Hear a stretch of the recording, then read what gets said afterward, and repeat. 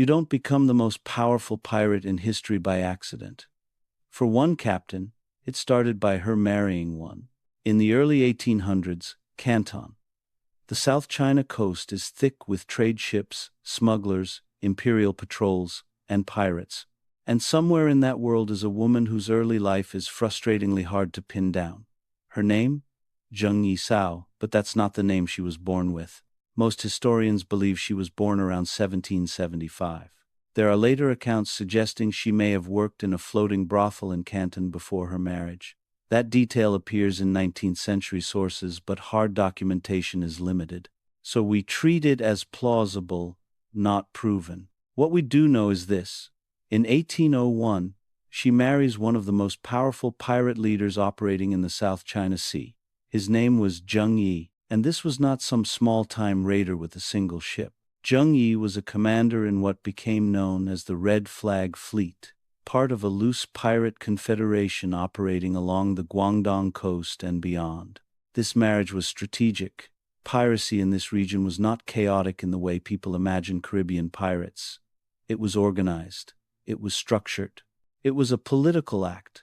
When she married Zheng Yi, she didn't just marry a man, she married into a naval power network. And around the time of their marriage, pirate fleets along the South China coast were consolidating. Zheng Yi played a major role in unifying rival pirate groups into a confederation divided by colored flags. Red Flag was one of the dominant fleets. This wasn't just about raiding. These fleets collected protection payments from coastal villages, controlled shipping lanes, negotiated with merchants, and fought imperial naval forces. This was maritime governance, just illegal. And while records don't describe her daily role in detail, historians widely agree that she was involved in strategy and administration during her husband's leadership. She was not invisible.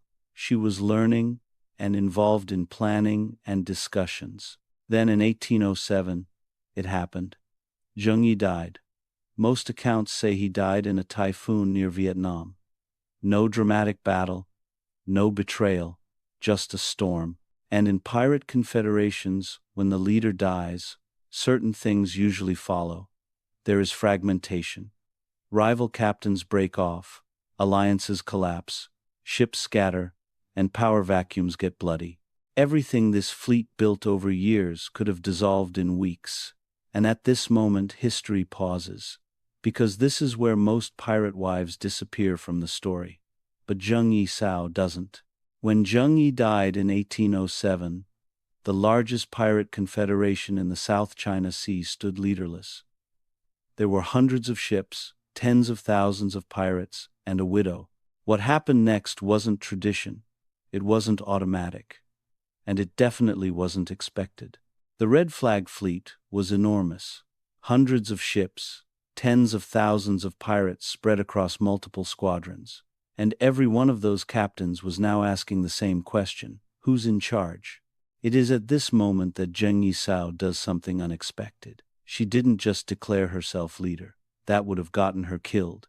Instead, she negotiated.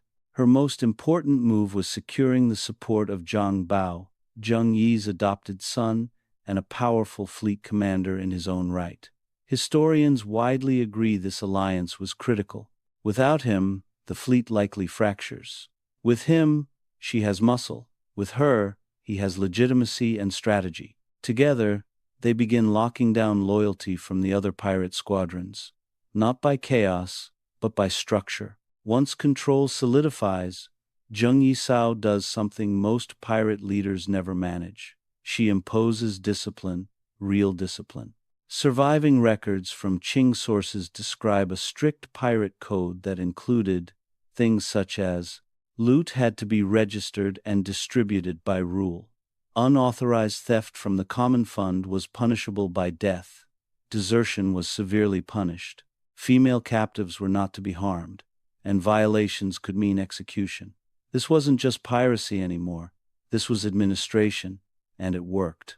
At her peak, historians estimate the Confederation may have included 300 to 600 ships and possibly 20,000 to 40,000 pirates. The exact numbers vary by source, but one thing is clear. She commanded one of the largest pirate forces in recorded history. Merchant ships paid protection. Coastal villages paid tribute. Trade routes bent around her presence, and for a time, she effectively controlled large portions of the South China Sea. The Qing dynasty navy could not ignore this. They launched campaign after campaign, and they failed. Again and again and again. Portuguese naval forces were drawn into the conflict. Even with this outside pressure, her confederation holds together longer than anyone in Beijing expected.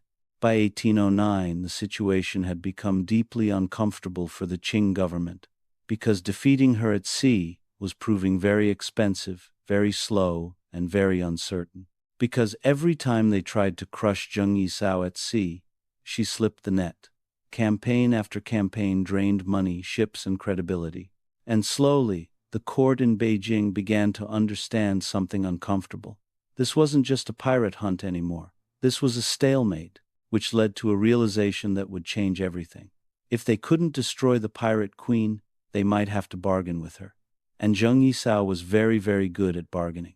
In early 1810, the Qing dynasty changes strategy. Instead of annihilation, they offer amnesty. Though this was not unheard of in Chinese maritime policy, the scale here was extraordinary. And Zheng Yi Sao does something almost no major pirate leader in history ever manages. She says yes, but only on her terms. Historical records from Qing sources indicate the agreement allowed for amnesty for the majority of her pirates and many to keep their accumulated wealth. Her officers were to retain rank or enter imperial service, and Zheng Yi Sao herself was to avoid execution. In one of the most remarkable moments in pirate history, she personally appears before Qing officials to formalize the surrender. No chains, no prison cart. She walked in under her own power. After the amnesty, she does something almost unheard of for a pirate of her scale. She retires peacefully. Most accounts say she later operated a gambling house in Canton. There was no last battle, no dramatic hanging, no body swinging from a harbor gallows.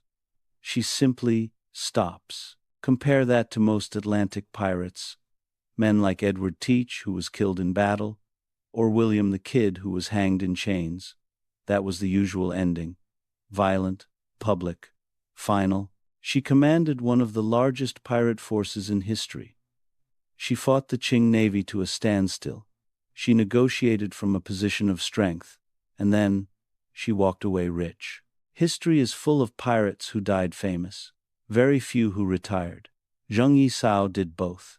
If you would like more stories about fascinating historic figures, please like, subscribe, and ring the bell. This has been For What It's Worth.